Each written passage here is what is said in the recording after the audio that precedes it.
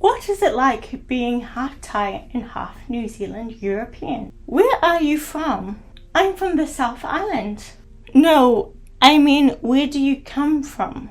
Sawadee ka, kia ora, hello. I'm half Thai and half white. My mum is Thai and my dad is Caucasian. I grew up with my sister in a small town in Aotearoa. From early childhood, we knew who we were and we grew up celebrating both Thai and Western holidays. We requested and were served red curry and rice next to the turkey and ham on the table during Christmas time. At home, being mixed race was just a part of being. I didn't need to think about it or defend it. But this wasn't the case at school. Mistaken identity and feelings of not belonging.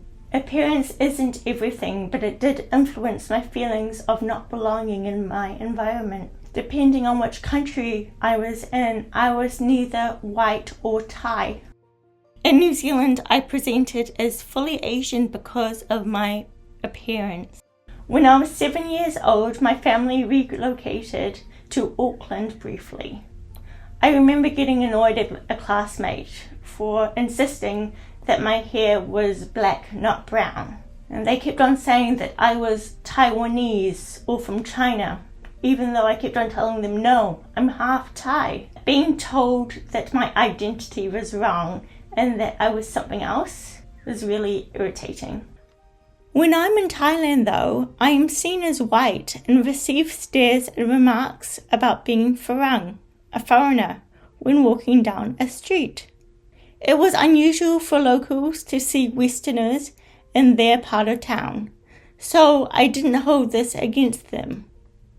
However, when I reflect on my identity, I felt like I didn't belong anywhere. There were times when I was a teenager at college where the Asian part of me wasn't welcome.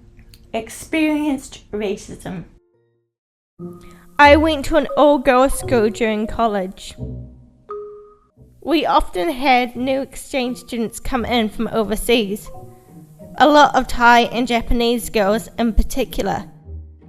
During lunchtime, a school friend of mine, sadly, would make remarks on this subject. She would refer to these new students as chingers that were overtaking our country.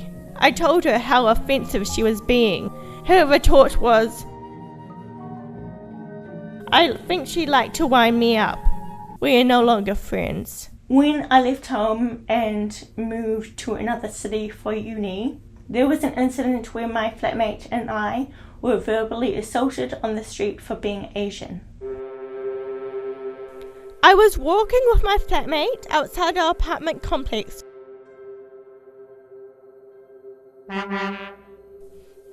when a truck of skinheads drove past us and screamed, "Go back to fucking Hong Kong!" I couldn't tell if they were directing it at her, me, or the both of us. But the experience left me shaken and thankful that they did not stop to get out of the truck and harass us. In adulthood, I've only really received irritating and annoying questions about where do you come from? And other than that, I've received glares and the side eye when holding hands with my Caucasian partner while walking down the street. But I acknowledge that my appearance has become more ethnically ambiguous and that I pass for white more. Some friends and Asian New Zealanders unfortunately experience racism more overtly and more often, and that is their story to tell, but I really want New Zealand to do better. Language barriers. Because of dyspraxia, a developmental coordination disorder that I have, I found learning to be quite challenging in my earlier years. To be honest, it was hard enough to learn English. Thai was spoken around me by my mum and my auntie. We even lived briefly in Bangkok, but I was still unable to pick up the language. On my last trip to Thailand, I was reminded again how my inability to speak Thai was affecting my sense of belonging there.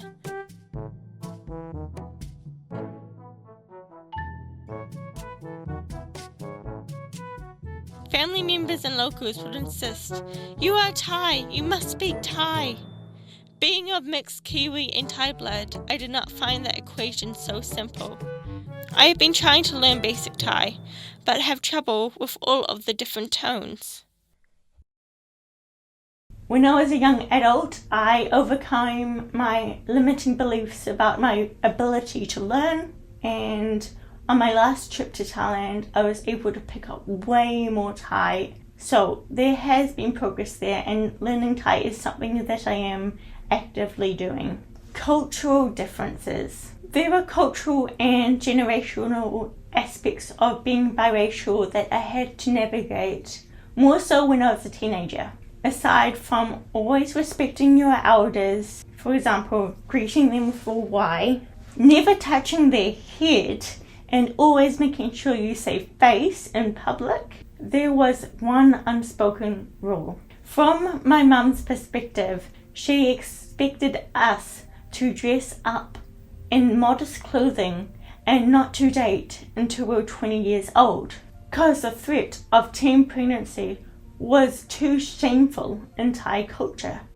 Although I am unsure if this was largely a generational difference, it wasn't something that was talked about in the Thai community either. Thai community and connection. I was fortunate enough to grow up in the Thai community with other Lakrung and Thai New Zealanders. We met often, and it was comforting to be surrounded by others who understood what it was like to live in two worlds. I have formed lifelong friendships from being in this community. Being bicultural and mixed race has added a richness to my life, something I don't believe I would have had otherwise. Khop kun ka. Thank you so much for listening. If you're a mixed race person too, I would love to hear your story about growing up in two worlds. Are you interested in watching more of my paper cutout comic animations? Watch the playlist here.